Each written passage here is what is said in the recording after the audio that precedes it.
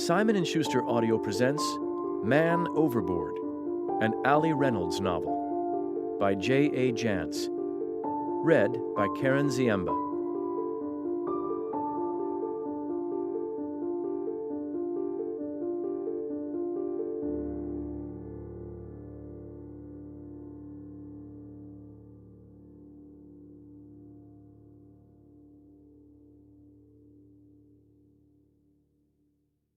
For Patty, Shirley, and Smoocher. Prologue. As the cruise ship rocked and rolled in open water, Roger McGarry stood in front of the mirror and tried for the 14th time to tie his damned bow tie. He had looked up the directions on the internet and watched the demo through to the end, but that wasn't much help. He knew for sure it was his 14th attempt because that was something Roger always did, always had to do. He counted things. His arms ached, his hands shook, beads of sweat had popped out on his brow, and the underarms of his freshly starched and pressed dress shirt were soaked through as well. A glance at the clock told him he was already 10 minutes late to meet up with the girls in the bar for a pre-dinner beverage. When the doorbell to his stateroom buzzed, he gave up, dropped the ends of the still untied tie, and pounded the dresser top in frustration. The blow sent one of his cufflinks skittering across the polished wood surface and onto the carpeted floor, where it immediately disappeared from view under the bed. Roger was on his hands and knees searching for the missing cufflink when Ronaldo, his cabin butler, stuck his head around the door jamb. "Turn down service," he announced. "Or would you rather I come back at another time?" "No," Roger muttered. "Now's fine." "Can I help you with something?" Ronaldo asked solicitously. "I've lost my damned cufflink, and I can't for the life of me tie my damned tie." Crouching at the foot of the bed, Ronaldo quickly retrieved the missing cufflink and dropped it into Roger's oversized fist. Leaning on the bed, Roger heaved himself upright.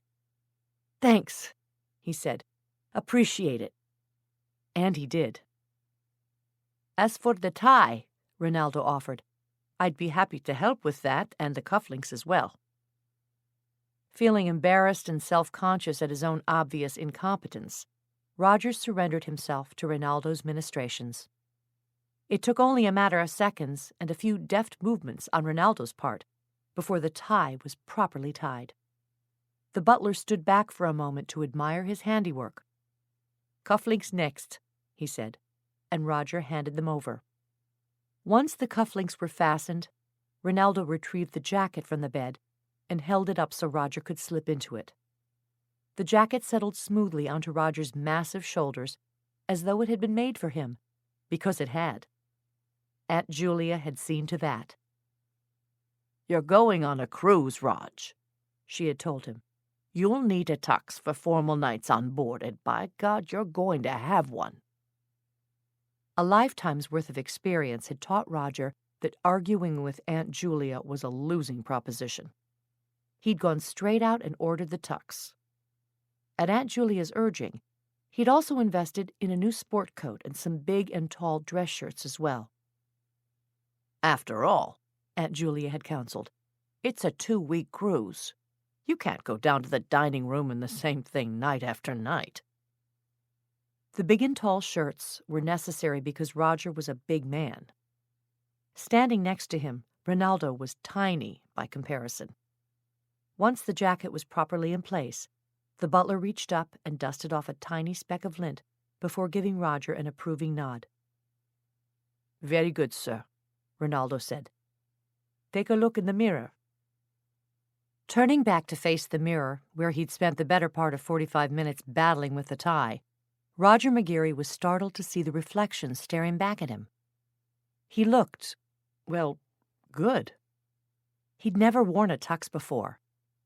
Members of the Dungeons and Dragons Club back in high school weren't the kind of kids who went to proms or homecoming dances. And if they did somehow get around to getting married eventually, they didn't do so with a full contingent of bridesmaids and groomsmen.